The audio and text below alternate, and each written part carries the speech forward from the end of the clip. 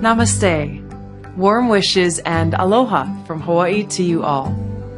I'm deeply honored to have been invited to join you in this glorious celebration of the appearance of the Bhagavad Gita.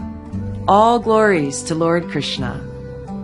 When I was elected to the United States Congress, I chose to take the oath of office on the Bhagavad Gita. Many people have asked me why I made that choice, and for me, the answer is very simple.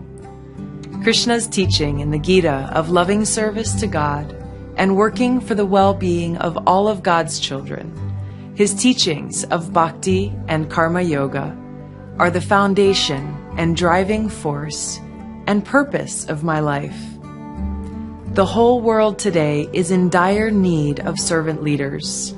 Leaders who, out of love for God and others, work for the well-being of the people and indeed our planet. It is my hope to be such a servant leader. Since I was a child, the teachings of the Bhagavad Gita were intricately woven into the very fabric of my life by both loving parents and spiritual teachers. The soothing, enlightening, and beautiful words spoken by Sri Krishna in the Gita became an inseparable part of my everyday life. The Gita has been a tremendous source of inner peace and strength through many tough periods of my life, like while I was deployed serving my country in uniform in the Middle East, where I was surrounded by death and turmoil. In the camp where we were based in Iraq, there was a giant sign at one of the gates that read, "Is today the day?" That sign was a constant reminder to me and to all of us that today could be the day that I leave this world. Seeing friends of mine, as well as people who I didn't know personally, killed in combat and the destruction caused by war, reminded me of the temporary nature of these bodies. This allowed me to remember and contemplate upon the truth of my identity and to hold the Lord close to my heart. Some verses in the Gita that I turned to during these difficult times were, "That which pervades the entire body you should know to be indestructible. No one is able to destroy that imperishable soul. The soul can never be cut into pieces by any weapon, nor burned by fire, nor moistened by water, nor withered by the wind." In the midst of the hell that is war, I found great comfort and shelter in the Bhagavad Gita's message of the eternality of the soul and God's unconditional love. The Bhagavad Gita is not just a scripture for Indians or Hindus. It's a scripture for all of mankind.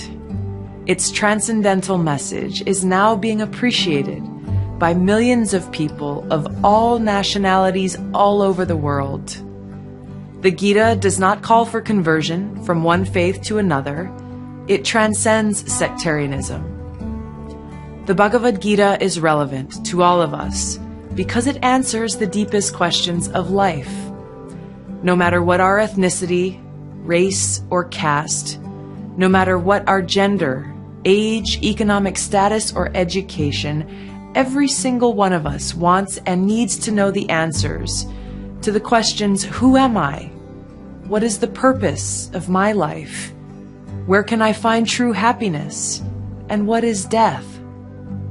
In the Bhagavad Gita, Lord Krishna gives us the answers to these questions. In closing, let me share with you Lord Krishna's conclusion in the Bhagavad Gita.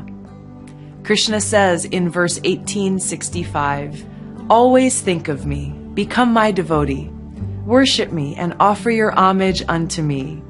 Thus you will come to me without fail. I promise you this because you are my very dear friend." In verse 1866, he says, "Abandon all varieties of religion and just surrender unto me. I shall deliver you from all sinful reaction. Do not fear." By carrying these transcendental words in our minds and in our hearts, we will always have deep purpose in life and remain fearless in the face of death. Please accept my best wishes. Namaste. Jai Shri Krishna, Jai Bhagavad Gita.